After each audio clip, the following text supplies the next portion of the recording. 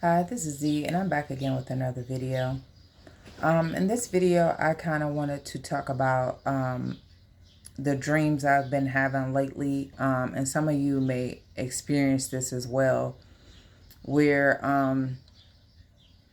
you're being offered food or drink, and that is witchcraft. That's spell work, and so I've been having a lot of these dreams lately. I'm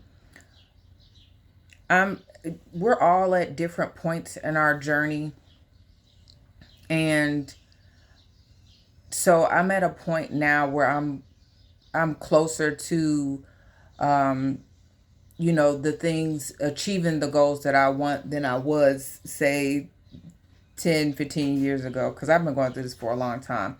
So the closer you get to your what you're supposed to be doing, stepping into your destiny, the harder they're going to work. You could even have begun, you could be in the beginning stages of what you've come here to do on the earth. And they still believe they have a chance. But usually, once you step into your destiny and you're working towards whatever you're supposed to be doing, what they're doing most likely won't work unless you just give up completely on it. But so I'm having a lot of these eating and drinking dreams and other dreams that symbolize that they're still doing spell work. So them trying to give me something, or me handing something over to them, or just a swap or exchange of something. Just other things. I can't think of anything specific at the moment, but I know that they are relentless. They're working on this all the time. So there was a night not too long ago where I woke up, something woke me up, a sound outside woke me up. And I kind of was not able to go back to sleep right away. I went to use the bathroom and I came back and I was like, you know what? Let me just pray, because if I'm woken up and I don't feel like I'm that tired, I feel like I took one of them power naps and you got energy. Let me utilize it. Let me put it to use. And how I was going to put that to use was, instead of getting on my phone, I had the feeling to go pray. So I was looking at the time and I said, well, let me do prayers, because I know I'm going to go back to sleep. And I know they are probably going to do some spell work because they're doing it quite often. So I prayed against, spell work in the dream state. And I specifically asked I asked the Most High, I asked my ancestors, spirit guides, those that I know, I see when I'm asleep, that they're in the astral realm or the spiritual realm. I asked them that, if someone is trying to do spell work and I'm getting ready to eat or drink something, please wake me up. I made it very specific, just like that. Wake me up or divert my attention, because that's usually what they do. They'll wake you up or they'll divert your attention. But if you're not specific in your prayers, or you need to be specific, this is an example of something you could say to wake me up. If I'm being offered in my dream state, I'm being offered food or drink, or someone is doing spell work where there's going to be an exchange, or something of that nature. But in this case, they had I was having so many eating and drinking dreams that I knew exactly I was going to pray against this specific thing. So I did my prayers. I ended up going back to sleep. And of course, just as I thought, there was a dream of me. Someone, I guess someone had given me some food and drink, and I was getting ready to drink from the drink in the dream. And as I was getting ready to drink, I heard the voice of one of my children say, "Mama." And so I immediately woke up. My attention was not diverted in the dream. Someone just woke me up. And so I woke up and I just was kind of still for a minute. And I'm like, well, let me listen, because did somebody really call me? And so I just was still and I was listening. And I even got up to check and see if someone called my name, see if anybody had woke up, and no one was awake. It was just me. So I was thankful. I thanked my ancestors. I thank, of course, the Most High God first. I thank my ancestors. I thank my spirit guides and my angels because, they had kept doing this over and over again. And sometimes you may get caught off guard in a dream. You may not remember it because they're also working on your crown and your third chakra. Don't think that they're just doing one little simple spell. No, these people are doing everything you could think of. They may even want you to trip and hit your big toe. They're going to do a spell to hit your big toe. So they're doing everything. So anyhow, I was very grateful that they woke me up. And so that just kind of, motivated me to make sure that I stay on my prayers and I pray specific, especially if I keep seeing something that's happening regularly. It's the same type of dream, the same type of things coming up. So another one, the hiding dreams. Those are people that are really targeting you in real life. Pray for safety in those hiding dreams. So just pray for whatever you're beginning to see in your dreams on a regular basis. Pray against those things specifically. Pray for help with those things specifically, and you will get help. And make sure, I'm going to say this over and over again, always include your children because they will target your children.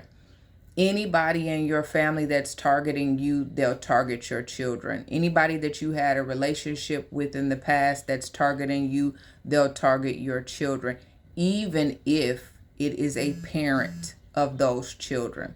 They will target their very own children.